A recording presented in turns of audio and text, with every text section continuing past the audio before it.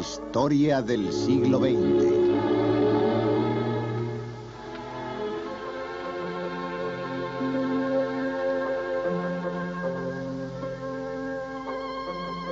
El tercer mundo. El término tercer mundo se usa para designar aquellos países que no forman parte ni del primer mundo, el capitalista occidental, ni del segundo, el bloque comunista. Sin embargo, hay quienes consideran que la expresión tercer mundo peca de un cierto paternalismo, por lo que también se habla del norte desarrollado y el sur en vías de desarrollo, esto es, Centroamérica y Sudamérica, África, Oriente Medio y Asia. Lo que identifica a los países del tercer mundo es que todos ellos persiguen mejores y más eficaces sistemas de desarrollo a pesar de sus graves problemas de pobreza.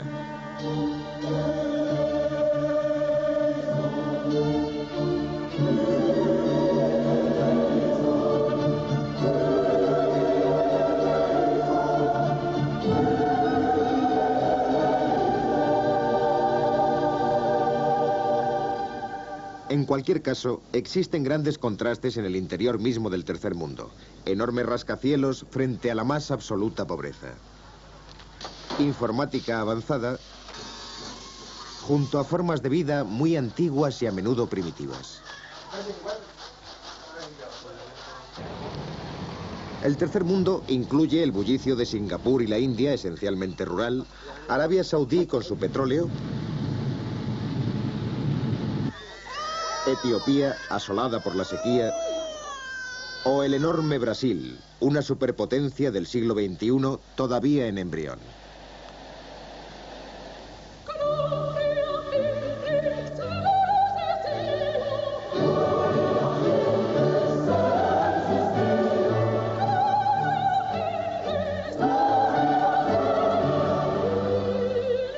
El tercer mundo surgió durante la década de los 50 como reacción a dos acontecimientos de dimensión mundial y extraordinaria importancia histórica: el fin de los imperios europeos y la división entre Occidente y los países comunistas, que describía así Winston Churchill en 1946. Desde Stettin en el Báltico hasta Trieste en el Adriático, un telón de acero ha dividido el continente. Más allá de esa línea se encuentran todas las capitales de los antiguos estados de Europa Central y Oriental. Estos dos acontecimientos han marcado la política mundial desde aquel momento. El fin de los imperios supuso el nacimiento de casi 100 nuevos países en la escena mundial. Los episodios de la Guerra Fría, como el puente aéreo establecido en Berlín en 1948, tras los desacuerdos monetarios entre la Unión Soviética y Occidente, han dividido nuestro hemisferio, dando lugar a grandes tensiones militares y amenazándolo con la guerra nuclear. La Organización de las Naciones Unidas se fundó en 1945 con el concurso de 50 países. En aquel entonces había grandes esperanzas de establecer un nuevo orden mundial que fuera efectivo.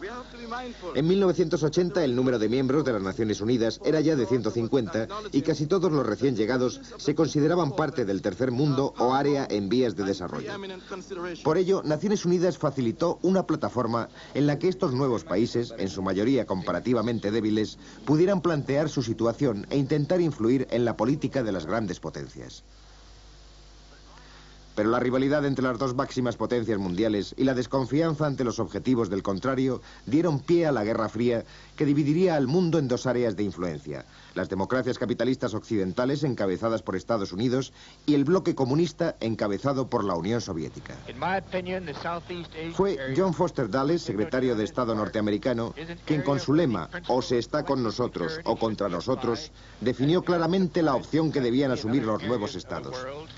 Los dos bloques de la Guerra Fría buscaban aliados en las naciones recién independizadas.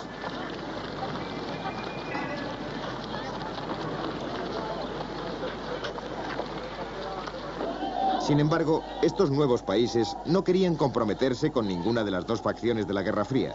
Por el contrario, querían preservar su recién lograda libertad de elección, su no alineamiento, como más tarde se ha llamado. Por sí mismos, sin embargo, eran demasiado débiles para resistir las presiones de las grandes potencias. Necesitaban actuar de manera conjunta. En 1955, representantes del tercer mundo, entre los que se encontraban el Pandit Nehru de la India y Zhou Enlai de China, se reunieron en Bandung, Indonesia. Aquí dejaron bien claro que sus respectivos países no deseaban estar subordinados a las grandes potencias. Y fue aquí, en Bandung, donde nació el no alineamiento. Para estos países no comprometidos era necesario concentrar todas sus energías en sus acuciantes problemas de subdesarrollo.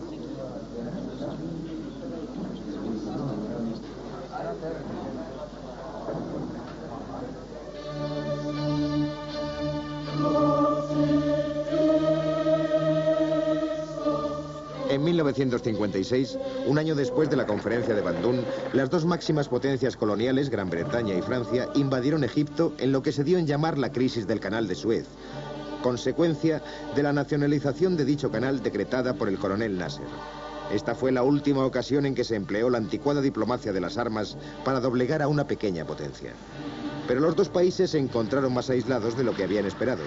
Los países no alineados ofrecieron su apoyo a Nasser y aplaudieron su actitud desafiante ante los antiguos poderes coloniales. La crisis fomentó la idea del no alineamiento entre los países del tercer mundo. También aceleró el fin de los imperios. Ese proceso de desintegración, que se inició en 1947 con la India británica, estaba ahora en pleno desarrollo y se extendía hacia África. En 1945 este gran continente estaba dividido prácticamente en su totalidad en colonias gobernadas por distintas potencias. 15 años más tarde, en 1960, 17 colonias africanas lograron la independencia como nuevos estados. Pero esta independencia no fue posible en África sin derramamiento de sangre y durísimas batallas políticas.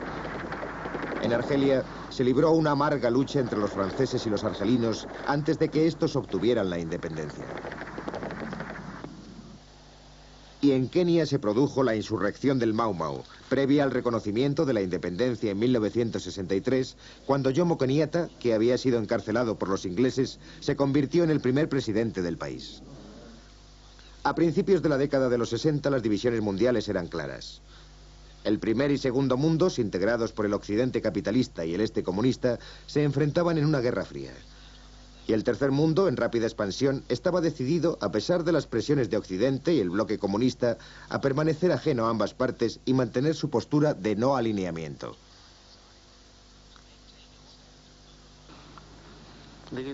La voz del tercer mundo se hacía oír cada vez más en las Naciones Unidas a través de la Organización para la Unidad Africana y el movimiento de los no alineados.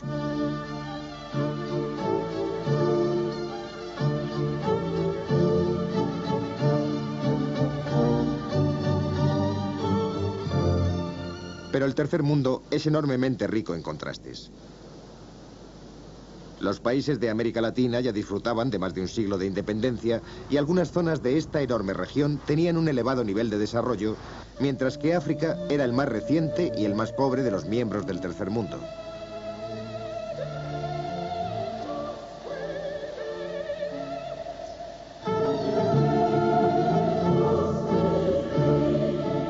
Oriente Medio tenía en el petróleo una gran fuente de riqueza, pero hasta la década de los 70 este producto había sido controlado en su práctica totalidad por empresas multinacionales y los países productores apenas se habían beneficiado de ello. Asia no solo incluía a los dos gigantes mundiales, India y China, sino también a un gran número de países pequeños y económicamente frágiles como Sri Lanka o Corea del Sur.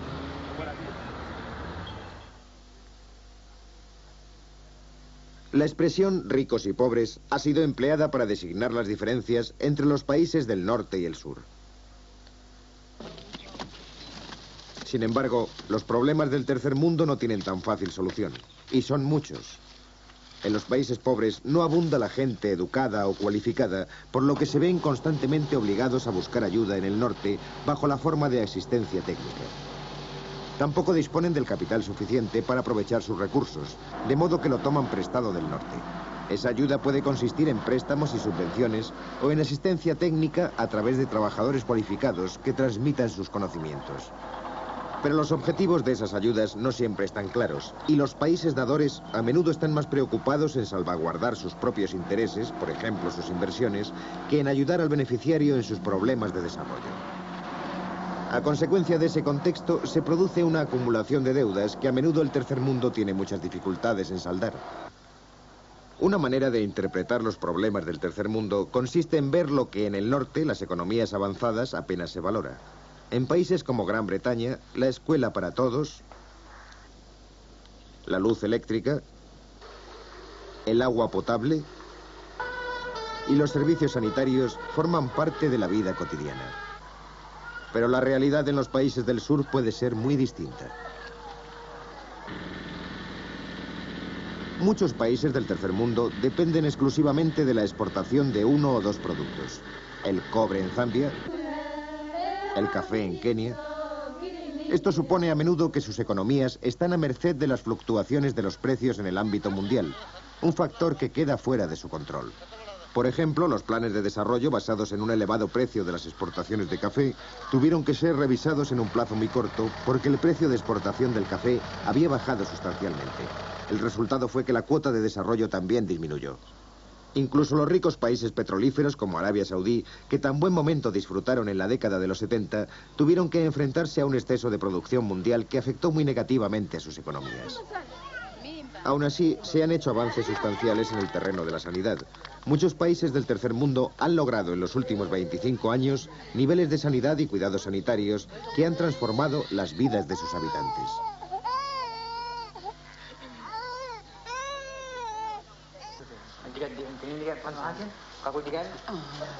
Pero aún queda mucho por hacer. Por ejemplo, si se construye un hospital con la ayuda de capitales extranjeros, a menudo sucede que la carencia de fondos para su funcionamiento hace que no se disponga de los medicamentos adecuados. En cualquier caso, se han construido demasiados hospitales en las grandes ciudades, cuando son las zonas rurales las que realmente los necesitan. Otra consecuencia de los avances sanitarios ha sido el boom de la población. Como resultado de esta explosión, algunos países del tercer mundo se encuentran con que todos los progresos que han logrado, como por ejemplo el aumento de víveres, quedan diluidos porque cada año hay un mayor número de bocas que alimentar. En lugar de avanzar, pues, simplemente permanecen inmóviles. En la India, que tiene una población de casi 700 millones de personas, un número equivalente al de la población de toda Gran Bretaña, se suma a la ya existente cada 5 o 6 años.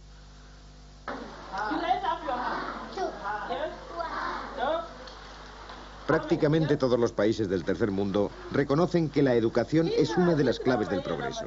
La mayor parte de ellos la asignan un lugar prioritario. Pero a veces se ha exagerado la preparación académica en países donde el 80% de los estudiantes van a dedicar su vida a los trabajos agrícolas.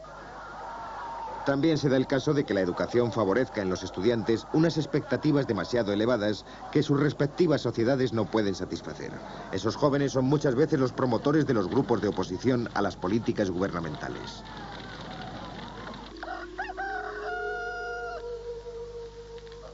Al mismo tiempo, en países como Brasil e India hay todavía muchos millones de analfabetos. Pasarán años antes de que todos los niños tengan tan solo la oportunidad de ir a la escuela.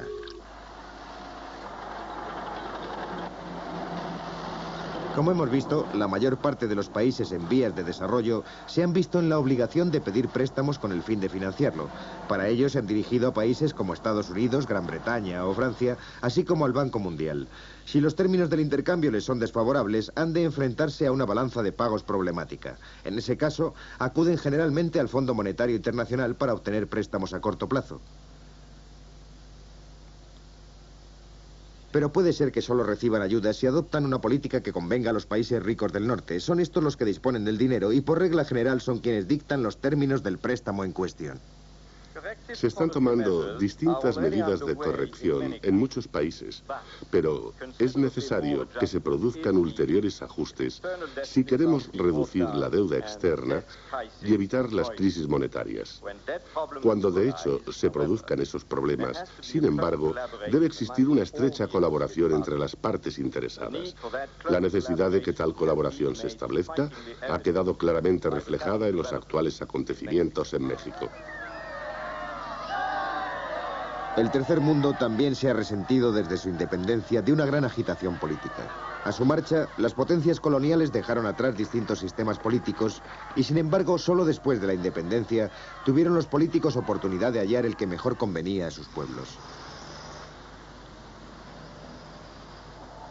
La India, 40 años después de la independencia, sigue siendo una democracia, la más grande del mundo. Pero en otros países ha habido guerras civiles y golpes militares. En algunos de ellos los militares se han hecho con el poder. Otros se han convertido en regímenes de partido único. Con frecuencia, en el curso de esta difícil búsqueda de la estabilidad política, se han violado o limitado los derechos humanos.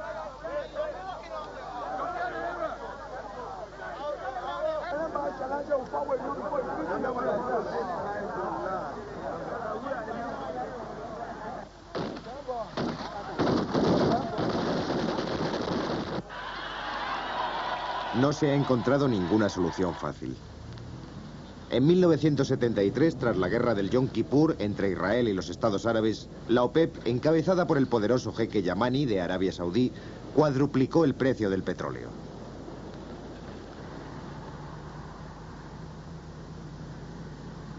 Esta decisión tuvo un gran impacto en las economías occidentales. Como resultado de esta medida, y al menos durante un tiempo, el norte rico se vio obligado a tomar en cuenta la postura del sur pobre, que exigía un sistema económico mundial más justo.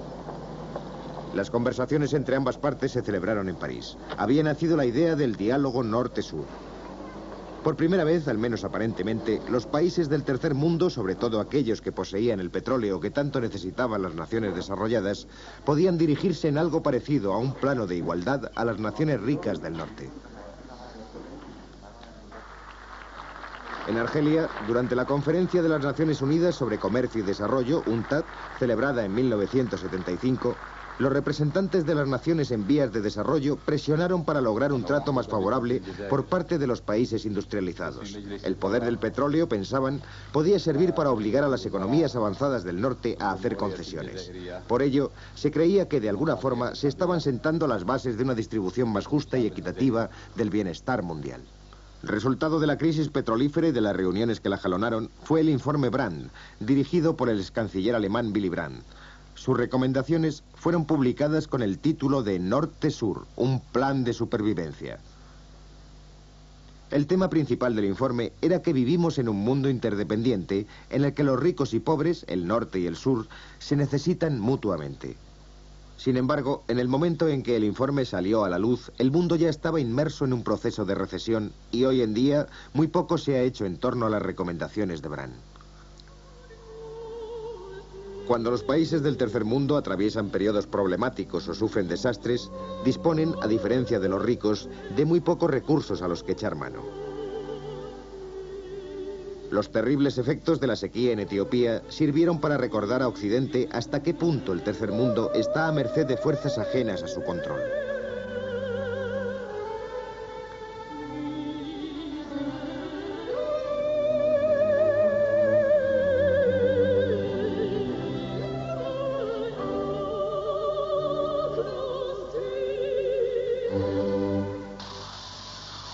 Aún así, se han hecho progresos importantes. Los productos de algunos países del tercer mundo, como Brasil, Corea del Sur o Sri Lanka, compiten ahora con éxito con los occidentales.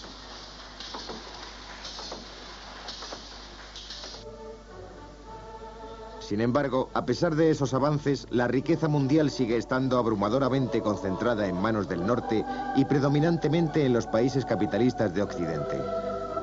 Es ahí donde se toman las decisiones económicas de importancia. El mensaje del informe Brandt es que pertenecemos a un mundo interdependiente, pero los problemas del desarrollo en el tercer mundo no tienen fácil solución. Es el norte rico quien ha de decidir los términos en los que mantiene su ayuda a los países del sur. Ayuda sin la cual el tercer mundo no podría desarrollarse.